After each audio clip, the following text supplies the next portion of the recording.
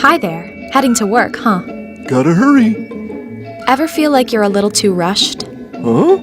Or that your skills aren't being fully utilized? Well, we all have to make sacrifices. Sacrifices? Yes, to the system, to our leaders. Sir, do you know what a cult is? It's a small group of people. Not necessarily. Cults can be huge. There's no upper limit on their size. I guess. You might even be in a cult yourself. Me? No. But if you were, would you know it? Of course. At least, I think so. What about people who are born into a cult? Do they know? Well, that's just sad. Someone should educate them. Just imagine being born into a cult and nobody to tell you. It's terrible. And would they even want to know? Oh dear. Just think of it.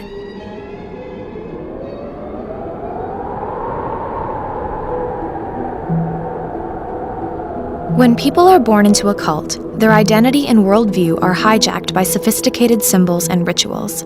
They are raised and trained to see the world as the cult wants them to see it. Their understanding of themselves and their value in society is shaped continuously and exclusively by cult programming, which is implemented using basic psychological techniques.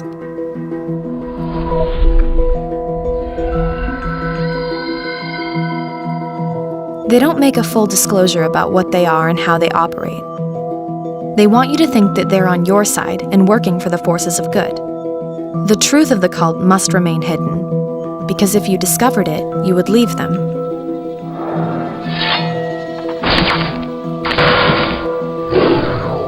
Any attempt to question the teachings of the cult will result in punishment and being labeled as an enemy. Anyone thinking for themselves will be threatened with deprivation of privileges and loss of support from the group.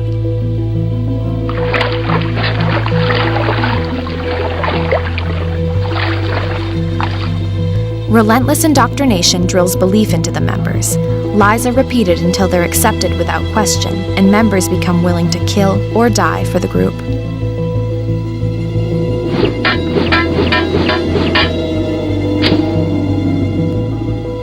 Cults isolate their members to prevent them from forming a balanced worldview.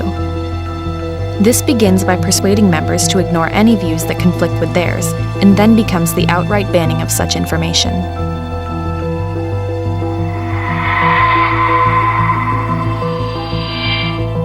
Cults need outside demons and boogeymen to create group cohesion. This shifts focus away from rational decision-making. Don't let them in. Members are kept frightened and focused on external threats, preventing them from clearly thinking things through.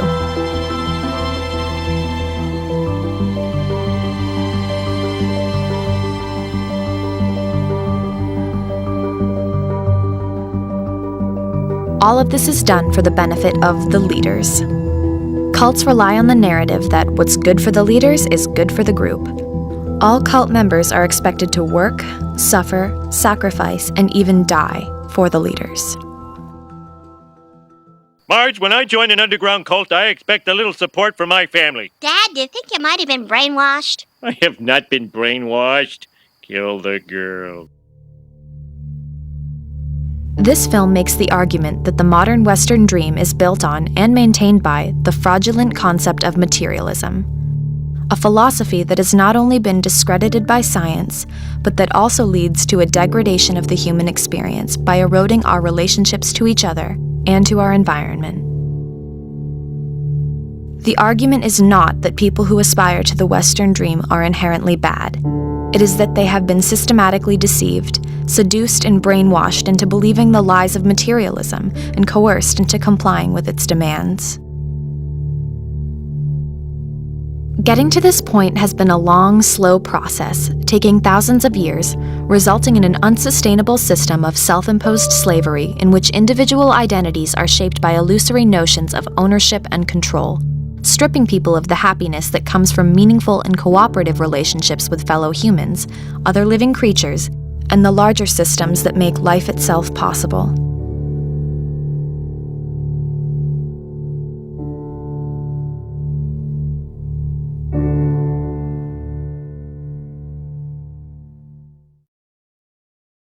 So just how did we become snared into the cult of materialism? How did we transform from a group built on cooperation and partnership with nature into a gang of violent, money-hungry individuals? How did running with the pack become dog-eat-dog? Say hello to my little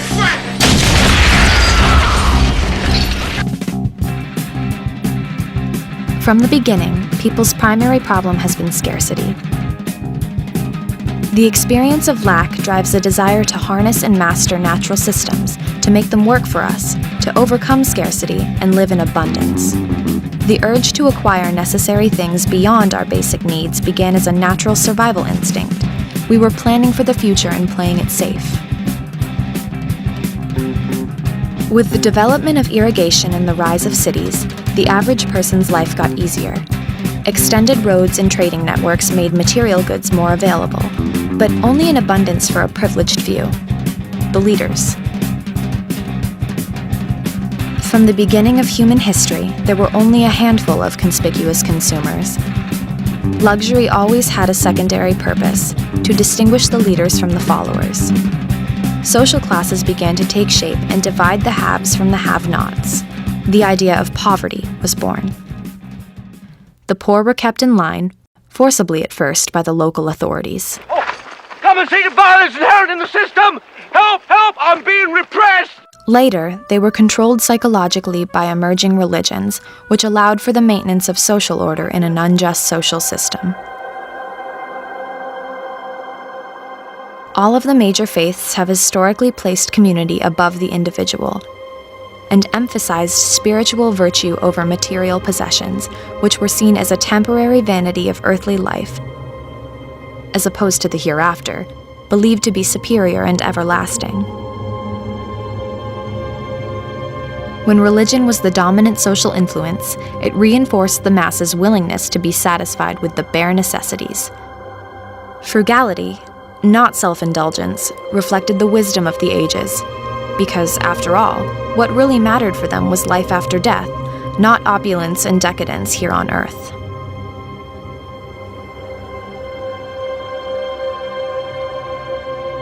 But after millennia of wealth and material abundance being either unattainable or forbidden, everything was about to change. No, God! No, God, please, no! No! No! No! The creation of gunpowder revolutionized warfare and land conquest. The introduction of the printing press in Europe exposed people to ideas other than those presented in the Bible. Innovations like the magnetic compass allowed European ships to explore the world. When new trade routes opened up, a new class of merchants and entrepreneurs discovered ways to exploit people's desire for worldly goods such as coffee, sugar, chocolate, and silk. This booming business fueled the rise of banks that financed and profited from these global journeys to exploit the world's riches. The bankers and merchants became so wealthy that they overtook the kings, now lending them the money they needed to fight their wars and maintain power. The bankers and merchants made it socially acceptable to consume in excess and began to flaunt their wealth. Improvements in the manufacture of lenses for reading glasses led to the development of the telescope. Gravity was soon discovered by observing the orbits of the planets around the sun, and this led to the formulation of scientific theories describing the laws of motion.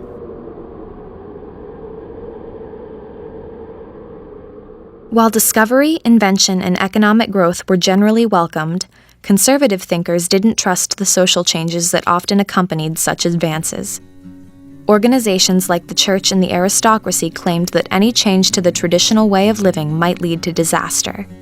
Of course, they feared losing their privileged positions of wealth and control. I did not make myself king. God did. King by divine right.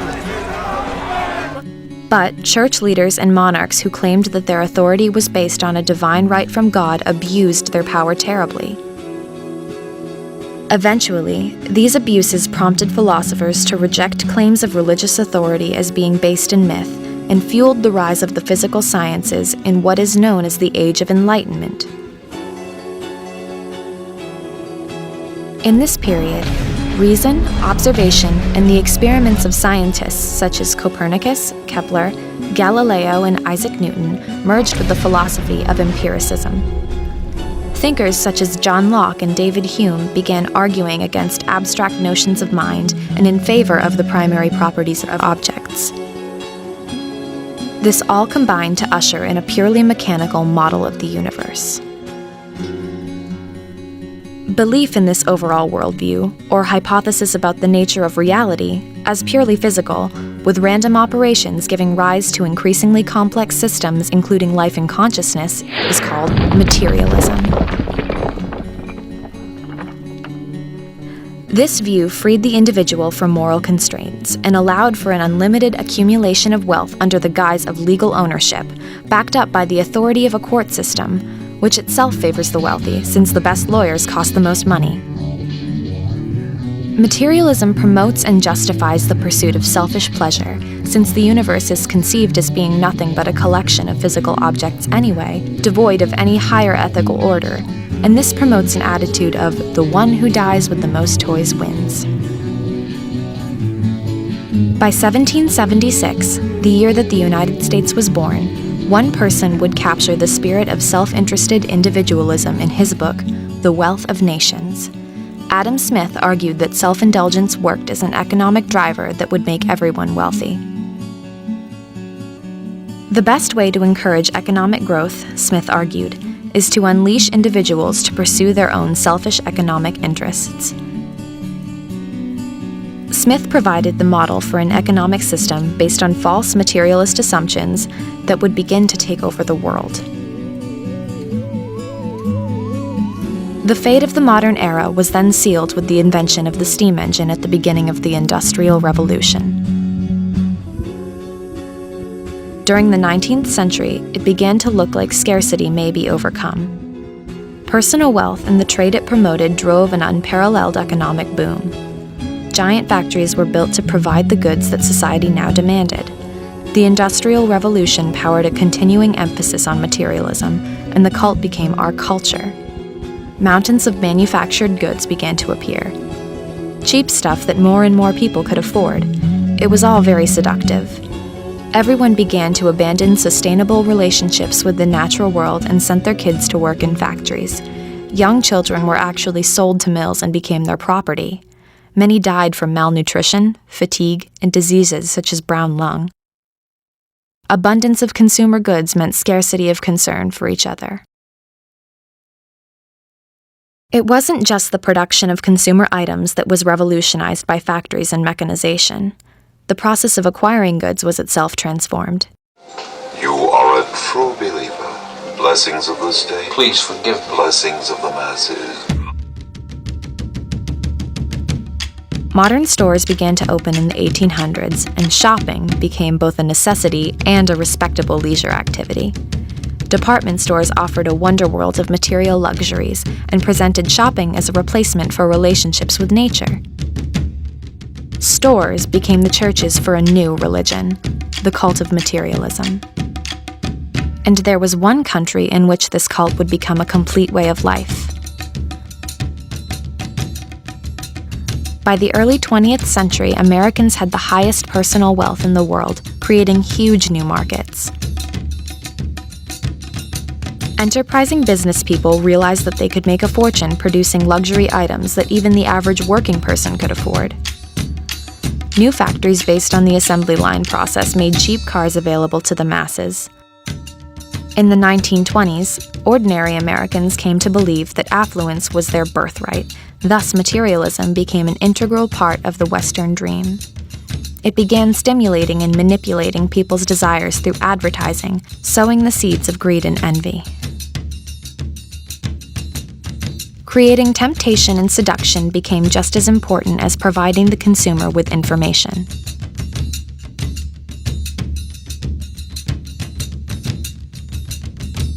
Let us be thankful we have an occupation to fill. Work hard. Increase production. Prevent accidents. and be happy. The high priests of advertising turned to the science of psychology. One of the pioneers was Edward Bernays, known as the father of public relations. He was fascinated by the theories of his uncle, Sigmund Freud, who believed that if you understood what motivated people at a subconscious level, you could influence their behavior without them knowing, enticing them to purchase more and more. Bernays said, "In almost every act of our daily lives, we are dominated by the relatively small number of persons who understand the mental process of the masses. It is they who control the public mind." Over time, advertisers perfected methods to hijack our subconscious emotional process. Pretty soon it wasn't what the product did that mattered. It was the kind of person that it promised to make you. This is a man who smokes Marlboro cigarettes. What kind of a man is he? I'm a guy who likes to work on my car. Materialism was now deep inside our heads, exploiting our emotions and instincts, shaping our identities. Would you like to go shopping? We were all being trained to desire manufactured objects and reject a relationship with nature.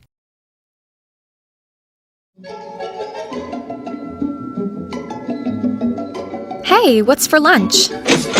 Something quick. Ever stop to wonder where that meat came from? Well, no. It used to be that a person working in the field would use a plow being pulled by a horse or an ox. The person was having a cooperative relationship with the animal and could smell the earth beneath their feet. They had an acquired knowledge of the seasons that came from a relationship to the sun, moon, and stars. Until recently, it was completely normal for a person to know the name of the animal they were eating. After all, they raised it. They may even know the names of the animal's parents. Compare the experience of our ancestors, engaged in working relationships with animals and natural systems, to the modern Western version of working in the field, riding in the air-conditioned cab of a gasoline-powered industrial machine, guided by GPS satellites, now cut off from contact with the soil and extended natural systems. No more cooperative relationships. You're not even really involved in the process anymore, are you? Of course, materialism hasn't always gone completely unopposed. In the 1960s, millions of people attempted to drop out of the cult and return to a sustainable relationship with nature. But most of these attempts were ill-advised, and soon, trashing the environment was again being accepted as a reasonable requirement for membership in the cult of materialism.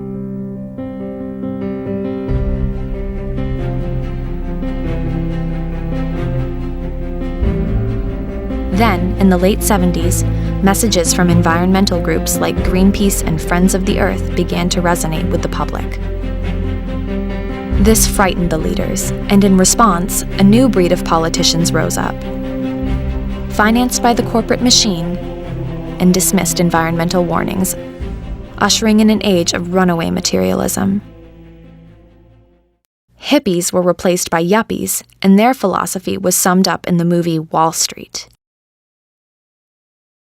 The point is, ladies and gentlemen, that greed, for lack of a better word, is good.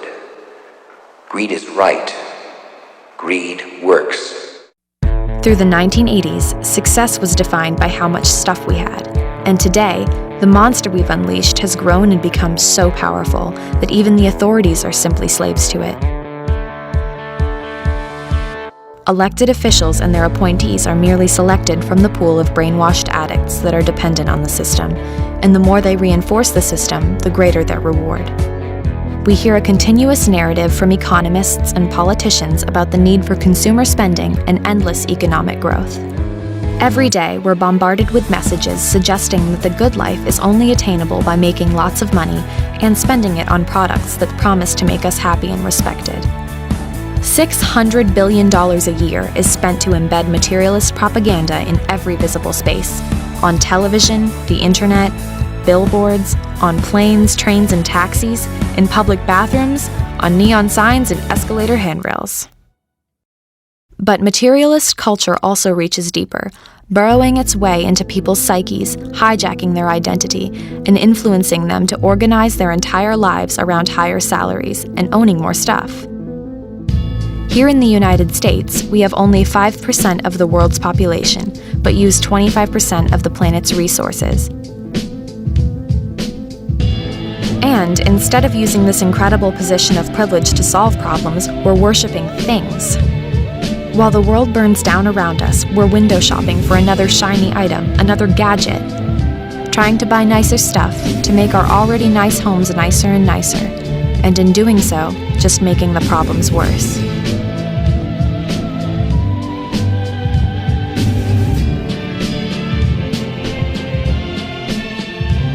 Unfortunately, all this cheap stuff comes at an enormous cost.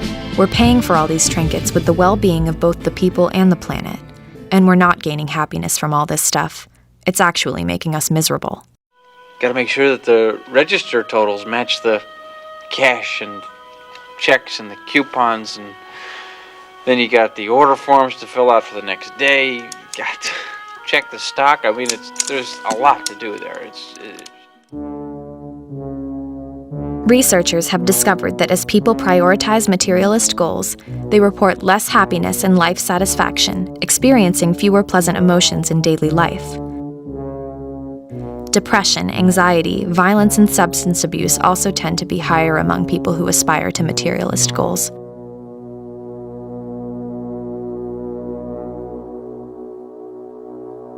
These goals influence our family and social relationships, thereby affecting other people's thinking and well-being. This is how the virus of materialism spreads. If you want to be popular, you need the latest item, fashion, or fad. First, the ads convince one consumer, who then convinces someone else. Research also indicates that materialist values and pro-social values are antagonistic. That is, as materialist values rise, pro-social values decline. This helps explain why people act in less empathetic, generous, and cooperative ways when money is on their minds. When people are under the sway of materialism, they care less about the earth. Numerous studies reveal that people who prioritize money, image, and status are far less likely to engage in ecologically beneficial activities such as recycling. As materialist values go up, concern for nature goes down. So, if we want to live in a happier, more peaceful, and ecologically sustainable world, we'll need to reduce materialist values in our personal lives, in our families, and our communities. Know what I mean? I know exactly what you mean. You want to take it all for yourself and cut me out. Materialism has created extreme economic inequalities that threaten to tear apart the very fabric of our society. We've been brainwashed into believing that our role as a productive citizen is to consume more and more every year, even if we have to go into debt to do it. We've structured our economy around the cult of materialism. We're all dependent on it. It's become our master. If everyone doesn't continue to feed the monster and keep shopping for stuff we don't need, then we'll all start losing our jobs, companies will shut down, Wall Street will panic, and the economy will crash. So, we are no longer free individuals. We are slaves to the cult. Materialism strips a person of their natural values and attempts to fill the resulting hole in our lives with the simple idea of consumption. Bored? Go shopping. Depressed? Go shopping. Feeling good? Celebrate by shopping.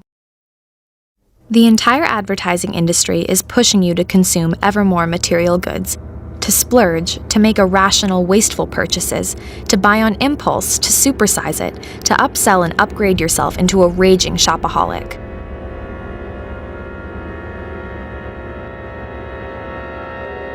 Your primary duty is to shop, regardless of other concerns, regardless of the environmental consequences, whether or not you really need any of the stuff you're buying, or if you have any place to put these things, just keep consuming, even if you have no money. Just use credit. Nothing can stop the mindless accumulation of more and more stuff. There was so much mayhem after she pepper sprayed even children inside the store trying to get to this Xbox 360 that they didn't know who did what, and she was able to get to the register, she was able to check out. Not even terrorist attacks can stop the shopping. We cannot let the terrorists achieve the objective of frightening our nation to the point where we don't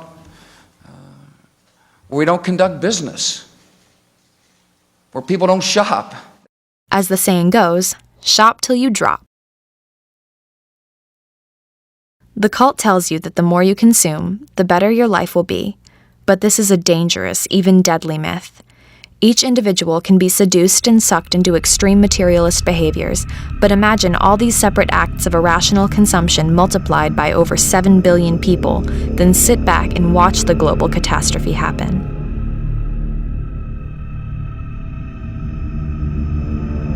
The viral mythology of materialism is so pervasive that it has infected all areas of our culture. Many religious leaders now preach what is known as the prosperity gospel, assuring their congregations that coveting money and the insatiable hoarding of wealth are blessed behaviors. It should come as no surprise that these so-called religious leaders live extravagant, lavish lifestyles, complete with huge mansions and private jets. Our education system has also been hijacked by materialism. And who can tell me where thunder and lightning come from? Yes, Bart? The leader, ma'am. Very good, Bart. And who invented Morse code? Oh, I should know this one. The leader? Ah, correct again. The primary purpose for learning is now seen as making money. There's no other reason to go to school, right? This attitude has led to the elimination of arts and literature programs in American schools, resulting in citizens who lack an appreciation for beauty, unable to express themselves in a positive, creative manner, and make contributions to our culture. Absolute rubbish, laddie! We are sacrificing well-rounded members of society for mindless worker bees that will submit to the dictates of the cult and aspire to shop till they drop.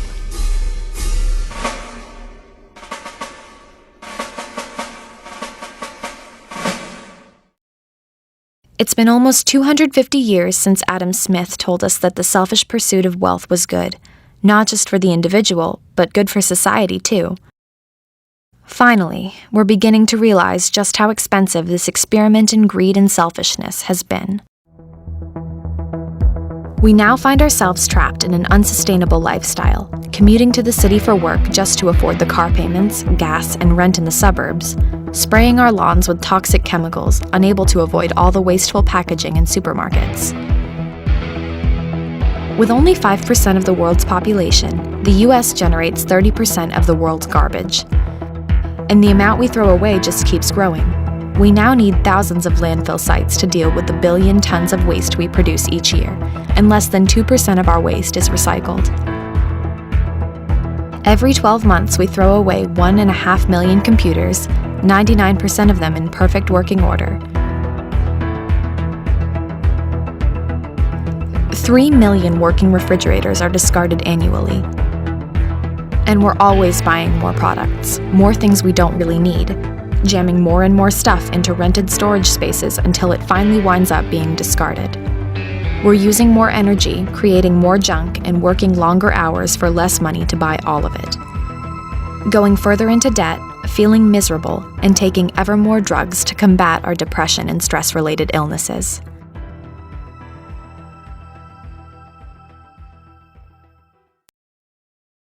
Of course, this system also creates poisonous waste, which finds its way into our drinking water and food supply. This polluted process is now threatening the future of life on Earth. Across the world, more and more countries are following, and even overtaking us in the pursuit of the Western dream. China's economy swelled at a phenomenal rate, resulting in an explosion of consumption. The creation of a world-class consumer economy took centuries to develop in the West, but China's transformation took only a few decades. They now have more cars on the road than the United States, and they're adding 20 million more every year. But they have 5 times more people than the US. So, when China achieves the same percentage of car ownership as the US, roughly 1 car per person, they will need to import more oil every day than the entire world currently produces in a day. Let's not forget about India, which is poised to overtake China as the world's most populous country by 2022. And like everyone else, they'll want smartphones, cars, refrigerators, and microwave ovens. It just isn't possible to provide the Western materialist dream to every country on Earth. The math simply doesn't work. If all 7 billion people on Earth consumed at the same level as in the US, we'd need 2 extra planets to supply our food, energy, water, and raw materials.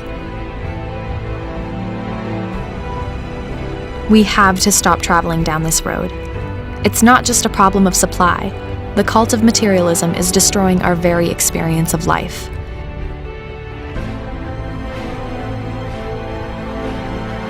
The system demands that companies compete to keep their consumers happy with ever lower prices, and workers in developing countries suffer as a result. Sweatshops, child labor, dangerous working conditions, shamefully low wages. Life has become a degrading experience for hundreds of millions of people. This is the result of viewing living beings as nothing more than cogs in an industrial machine.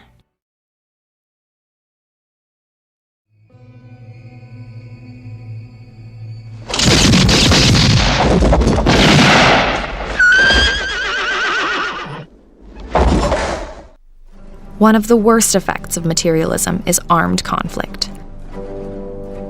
Competition for industrial resources such as oil, gold, minerals, and the control of strategic waterways to transport these resources leads to violence and combat. Warfare pays handsomely for those who sell tanks, fighter jets, helicopters, bombs, and machine guns. Bankers and merchants finance wars and then lay legal claim to the spoils taken by the victors. As long as the leaders can get rich from war, they will find ways to create war.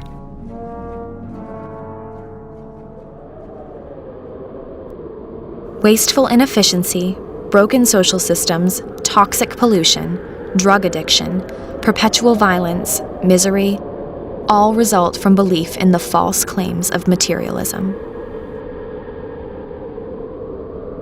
The relentless struggle to acquire more money and buy more stuff is ultimately self-defeating. What most of us naturally crave is to feel loved, connected to others, and valued in our community. We want to feel good about our real selves, not just about our image, and materialism can't satisfy those needs. We are beginning to understand how negative emotions make people susceptible to materialism. For instance, studies show that people focus more on material possessions when they feel insecure.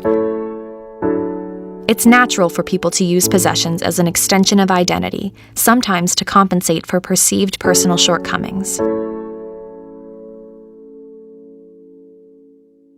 But the desire to indulge in high-quality items can also be used to support positive activity, like a creative hobby or just exploring your environment.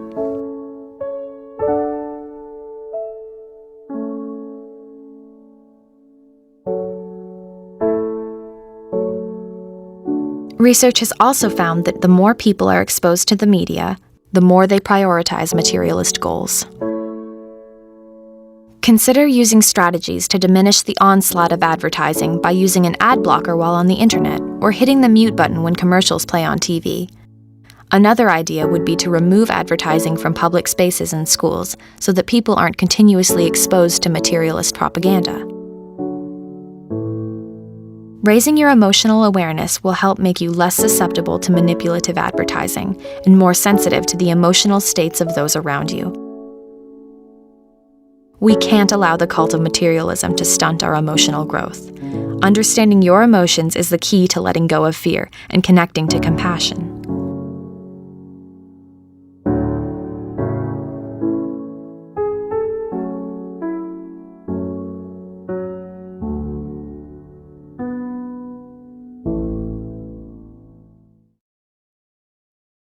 Getting food from local farmers and other goods from local craftspeople strengthens the community and creates employment opportunities close to home.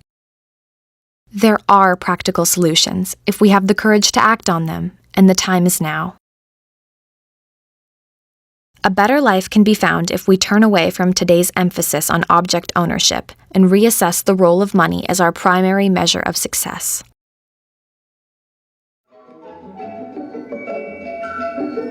The daily grind really wears you down, huh? Mm-hmm. Just remember, there are alternatives.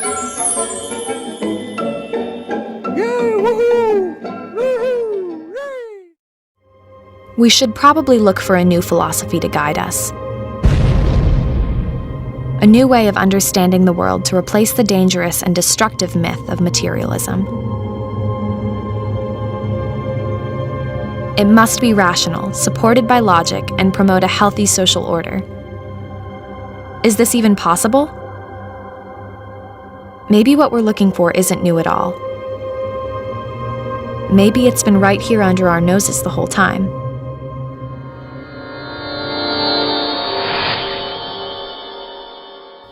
Idealism is the hypothesis that the world we experience is emerging from a deeper order, beyond our perception. So, our world is something like an illusion that's being projected for us as an audience. The Greek philosopher Plato told a story called The Allegory of the Cave to express this idea. A group of prisoners have been confined in a cave since birth with their backs to the entrance, unable to turn their heads, and with no knowledge of the outside world. Occasionally, however, people and other things pass by the cave opening, casting shadows and echoes onto the wall. The prisoners name and classify these illusions, believing that they are perceiving actual entities. One prisoner gets free and leaves the cave for the first time. The light hurts his eyes, and he finds the new environment disorienting. When told that the things around him are real, while the shadows are mere silhouettes, he can't believe it. The shadows appear much clearer to him, but gradually his eyes adjust until he can look at reflections in the water, then at objects directly, and finally at the sun, whose light is the ultimate source of everything he has seen. The prisoner returns to the cave to share his discoveries, but he is no longer used to the darkness and has a hard time seeing the shadows on the wall. The other prisoners think his journey has made him crazy, and they violently resist his attempts to free them. You can expect members of the cult of materialism to respond in a similar way. When people are confronted with information that undermines their worldview, they'll have a negative emotional response. Once you've seen the light, you'll know things that others can't understand. The concept of idealism is also sometimes expressed using the dream analogy. Every time you dream, your mind is simultaneously creating a self, a space, a time, and the illusion of matter in order to provide you with an experience. This subconscious aspect of mind is so incredibly powerful that it actually creates an entire dream universe for you to stroll through and have the experience of being an individual. In waking reality, you identify with the object that is your body, and the same is true when you're dreaming, as it's just an image designed by your mind to allow the experience you're having. If you should realize that your body and the objects around you are an illusion that your higher mind is supplying, the creative power of this higher mind becomes available to you, allowing you to change the experience. This phenomenon is known as lucid dreaming. So, if you drop a glass in a dream, it will smash on the floor. But if you then realize that you're dreaming, the pieces can come back together and be whole again. Because the glass is simply an object created by your mind. In this way, you become the author of your experience. Idealism asserts that the waking world is also created by an organizing aspect of mind that is outside of our direct experience. Like a dream, since the external objects of our experience appear to be separate from us, it is assumed that these objects have an existence of their own, independent of us as observers. But this belief may be explained by what German idealist Johann Fichte described as the self-positing nature of identity. In order to understand ourselves as individuals, we must first posit a self as an object, our body, and this necessitates the positing of other objects that are not self, all the things that surround us that make up our world, just as in a dream. Our higher mind creates a body and an environment because we need them to have an identity and an experience. So, in this way, matter may be seen as a necessary consequence of the desire for experience, but matter is not seen as the cause of reality. After all, no one would say that the objects in a dream are the cause of the dream. Matter and the body are understood as a secondary effect of the mind, as a framework that supports the possibility of experience. Just as a video game needs a simulated physical environment for the action to take place in, matter is seen as a stage on which the play of life is performed. In other words, you are not your body. You are the consciousness that is represented by your body. The mind simply associates the body with your identity. This is demonstrated by the fake hand experiment. A subject places both hands on a table with one arm hidden behind a divider. A cloth helps create the illusion that the fake hand is theirs. When both hands are brushed simultaneously, the subject assigns sensation to the fake hand. When a hammer is brought down on it, the subject feels pain. This happens because the subject integrates an illusory body into their identity.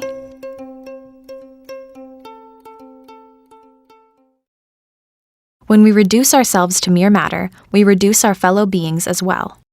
And instead of developing relationships of mutual trust and cooperation, we relate based on ideas of ownership and control. This leads to animal abuse, like the kind that is seen in industrial meat supply. It leads to human slavery and bondage, as seen in indentured servitude and prison-for-profit schemes.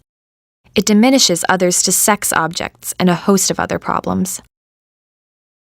Our identities may have gotten out of balance. We seem to have forgotten our value as representatives of the mind.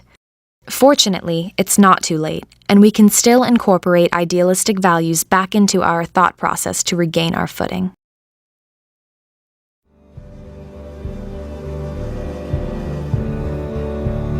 The way out of the cult is through a shift in self-understanding, away from that of being just a body and toward that of being a complete person. Making this shift can be difficult because the system depends on you not knowing your whole self and your true authority. The cult would have you believe that you are nothing but an object, stamped, cataloged, owned, and controlled by their system. But human identity cannot be reduced to DNA, fingerprints, and birth dates. You're much more than that, and they know that once you discover this, they can no longer control you. It may seem difficult at times, like you're surrounded on all sides by the forces of ownership and control. But don't be discouraged. You can escape.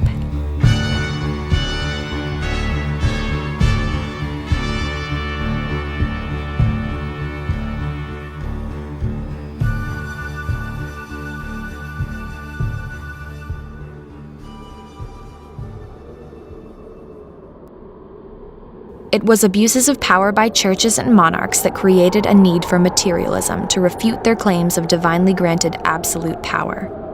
This was justified and necessary, but we may have thrown out the baby with the bathwater and created an even bigger problem. Luckily, people are survivors. We've made it this far by being able to recognize a need to adapt under changing conditions. And we will successfully adapt to these new conditions as well.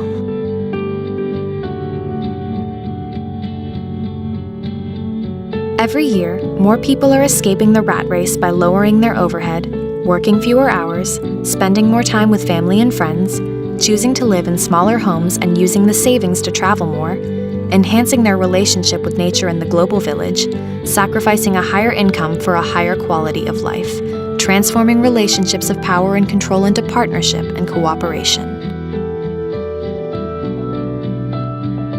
Ask yourself whether your desire for material possessions determines your ideas and values, or if your ideas and values determine how much you desire material possessions. Luminous beings, so we, not this crude matter.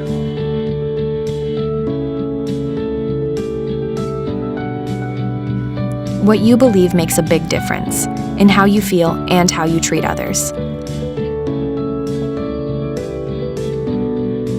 Once you see the light, you won't be seduced into buying things you don't need. You'll no longer be isolated and won't submit to coercion. You'll remember that there is no us against them because we're all in this together. Recognizing a deeper fundamental identity promotes emotional awareness and a turning away from short-sighted distractions.